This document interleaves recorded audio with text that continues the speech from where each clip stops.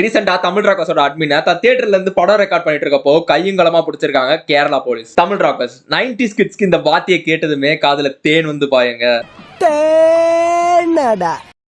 அந்த அளவுக்கு ஒரு எமோஷன் இருக்கு அதுல. அப்பெல்லாம் இந்த திருட்டு விசிடி தான் ஃபேமஸ். நிறைய பேர் அது இல்லீகல்னு தெரிஞ்சுமே வாங்கி பார்த்து மாட்டியே இருக்காங்க போலீஸ் கிட்ட. பைரசின்னு ஒண்ணு அழிய போகுதுன்னு நினைச்சுக்கிட்டு இருந்தப்போதான்